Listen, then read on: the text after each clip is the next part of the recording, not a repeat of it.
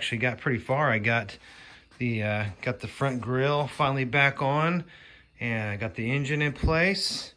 Got the bolts got mounted up. Finally got that drive shaft to seat in. That was pretty tough. You couldn't have this big old head. Then this 14 horse, everything on. I didn't have the starter generator on it, but even without that, the thing just weighs a ton. So there wasn't a lot you could do as far as maneuvering, trying to get this thing. And it has to go straight in with the tolerances on that drive shaft, and that you know, you see that silver coupler there. You have to hit it straight on. So that was pretty tough, but I got it in there, and I got the wiring done.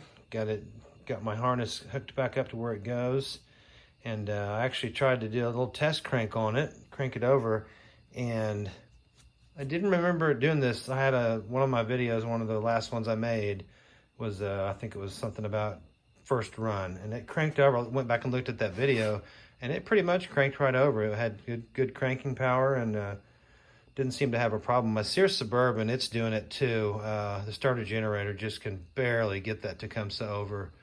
So I've got to address that at some point when I take up the cause on the old Suburban again. But I had already done new brushes, new front bearing, and I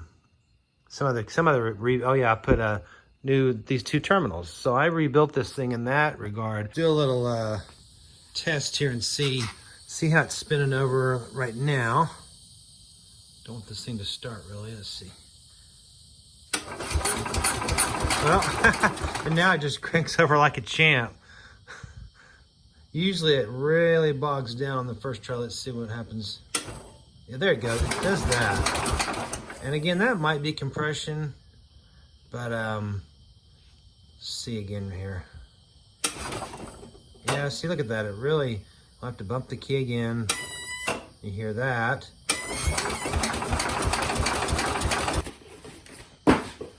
All right, so brand new. I have no idea what this is made. I know the replacements for the starter generators you find online. I've seen them on Amazon, eBay. They're about 115 bucks, something like that. Some are as cheap as 105. But from what I understand, they're backwards engineered Chinese copies, knockoffs, like they do everything else. Seen a few people mention poor casting, poor materials, lobes that break off, just different stuff. So I don't know.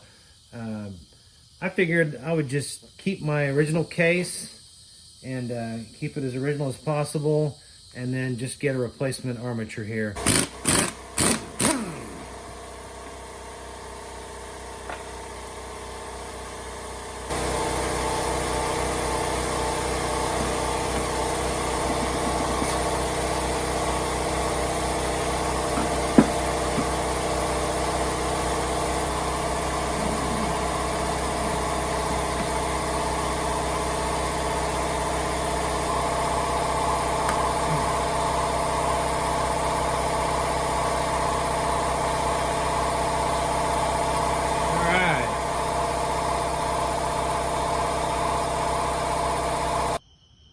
Look to be the same height, so we'll see. Look how many segments are in this right one.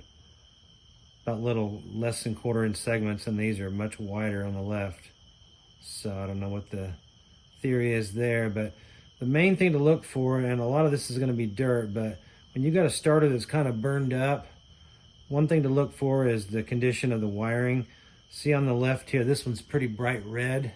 It's hard to see in kind of my nighttime lighting here, but this one's got a much redder tint to it. Even if I wipe the dust away, the soot out of this one, it's still pretty dark. It's safe to say this thing was on its way. That might be a better look at it there. All right, that wasn't too tough. Pulled the bearing off of the old armature. I just had to use a small bearing puller like this. Gets in there and pops it off. It didn't take that much force, but I would have really had to have hammered around this thing to get it off. So suggest you do it that way. All right, got it reassembled and back on the tractor. Let's see what we got now. Ah, it's still doing it. Can you believe that?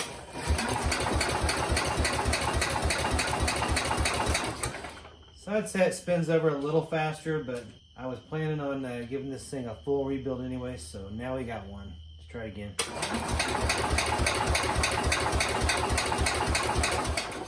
I don't know, I'll go back and compare it to the other recording I made just a minute ago. Maybe it's a little faster.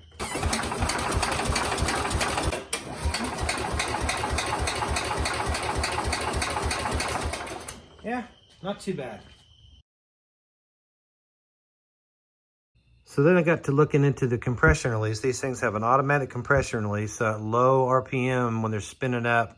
When you're running the starter generator, it's supposed to kick open one of the valves just a little bit on a certain part of the stroke to let the engine turn over easier. And then as soon as it fires up and runs, it flips a set of weights open, and then the little pin that was lifting one of the valves moves out of position. Then you have full compression. So it's a way to make a hard starting engine or a high compression engine to turn over easier without having to put a generator or starter that's twice this size or something. So anyway, that's how they set it up back in the day. It works just fine, but I begin to wonder if that thing was even working right. I'll show you on a K321, which is this 14 horse. I'll show you how to take a look at that. Here's your cam gear. This is your camshaft inspection port, and this is actually the piece that right here that comes off of that. That's the cover. Right here, see that little piece of metal right there? There, I'm moving it back and forth. That is the weight itself, actually. And there's, I don't know, there's 2 or 3 of those in there that are all kind of spindled around the shaft, the camshaft.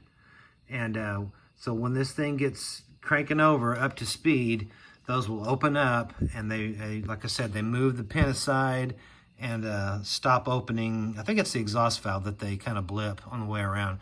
So that shuts that completely, and then you've got regular compression. So this is a way you can take a look and see.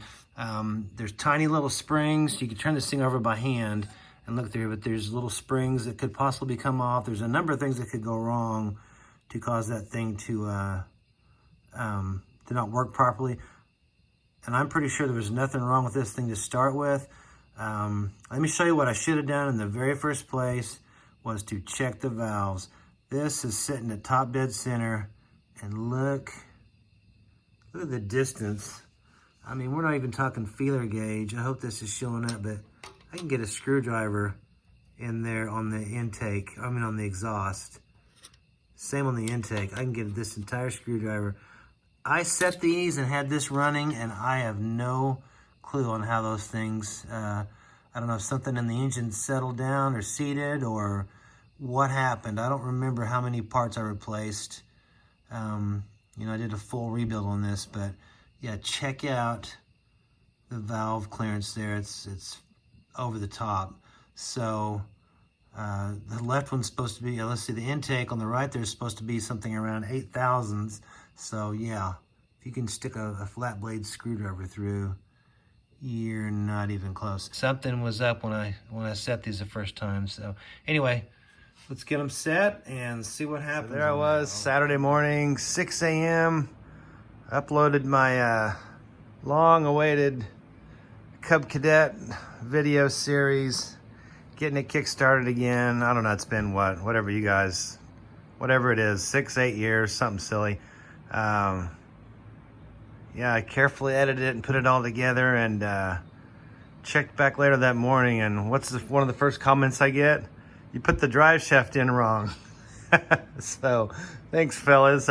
No, I really do appreciate it. I'll give everyone credit that called it out, but anyway, let's climb underneath this silly thing for the umpteenth millionth time. I think I'm gonna be fine though.